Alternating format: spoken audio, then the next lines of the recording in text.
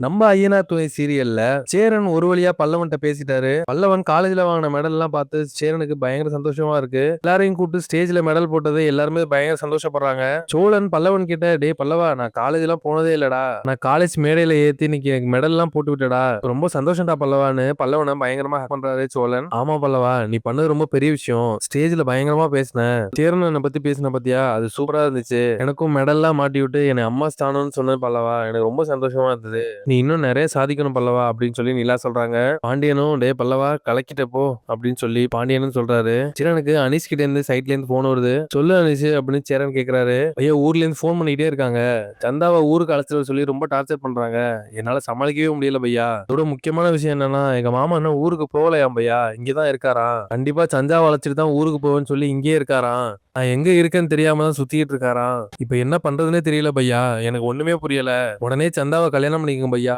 இல்லன்னா என்னால எதுவுமே பண்ண முடியாது பையா அப்படின்னு அனீஷ் சொல்றாரு. இதை கேட்ட உடனே சேரனுக்கு தலையில இடி விழுந்த மாதிரி இருந்தது. சேரன் பதட்டமா இருக்கிறத பார்த்து எல்லாரும் என்னாச்சுன்னு கேக்குறாங்க. சந்தாவோட மாமா இன்னும் ஊருக்கு போலையா, சென்னையில தான் இருக்காராம், சந்தாவை கூட்டிட்டு தான் கண்டிப்பா ஊருக்கு போவோம்னு சொல்லி இங்கே இருக்காராம். அனீஷ் உடனே கல்யாணம் பண்ணிக்க சொல்லி கேக்குறான். இப்ப என்ன பண்றதுன்னு எனக்கு ஒண்ணுமே புரியல அப்படின்னு சொல்லி சேரன் சொல்றாரு. சோழன் அதுக்கு உடனே, அண்ணே இதுல யோசிக்கிறதுக்கு என்ன இருக்கு, உடனே இப்ப கோயில ஒரு கல்யாணத்தை அரேஞ்ச் பண்ணிடலானே, இதுக்கு மேல டைம் வேஸ்ட் பண்ண வேணாம், சந்தாவை கூட்டிட்டு போயிட்டாங்கன்னா அப்புறம் நம்மளால எதுவும் பண்ண முடியாது, அந்த ஊர்ல ரொம்ப மோசமான ஊருனே, இதை பத்தியும் யோசிக்காத, உடனே கல்யாணத்தை பண்ணிடுவோம் அப்படின்னு சொல்லி சேரனுக்கு சோழன் அட்வைஸ் பண்றாரு. உடனே சேரன் அனீஷ்க்கு போன் பண்ணி சந்தாவை கோயிலுக்கு அழைச்சிடுவா அப்படின்னு சொல்லி கல்யாணம் ஏற்பாடு பண்றாங்க. பாண்டியன் வானதிக்கு போன் பண்ணி இந்த மாதிரி பிரச்சனையை சொல்றாரு. அனீஷ் சந்தாவை அழைச்சிட்டு கோயிலுக்கு போறாரு, நீ போய் சந்தாவுக்கு ஹெல்ப் ஆறு அப்படின்னு சொல்லி பாண்டியன் வானதிட்ட சொல்றாரு. வானதியும் கிளம்பி கோயிலுக்கு போறாங்க. அங்க நிலா முன்னாடியே வந்து சந்தாவை ரெடி பண்ணி அழைச்சிட்டு வராங்க. பார்த்து வானதிக்கு பொறாமையா இருக்கு.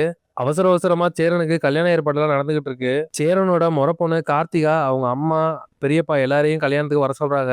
நிலா சந்தாவை மணமேடைக்கு அழைச்சிட்டு வரப்ப 4-5 ஆட்டோ சரச்சரன்னு வந்து கோயில் வாசல்ல நிக்குது. எல்லாரும் அந்த ஆட்டோ பக்கம் திரும்பிட்டாங்க. அந்த ஆட்டோல இருந்து சந்தாவோட மாமா இறங்குறாரு. அதை பார்த்தோன்னே எல்லாரும் செம ஷாக்கிங் ஆறாங்க. இதுதாங்க நாளைக்கு நடக்க போறது. நாளைக்கு எபிசோட் விறுவிறுப்பா இருக்க போகுதுங்க. ஐயனார் துணை சீரியல் அப்டேட் உடனே தெரிஞ்சுக்கணும்னா மறக்காம சீரியல் எக்ஸ்பிரஸ் சேனலை சப்ஸ்கிரைப் பண்ணிக்கோங்க.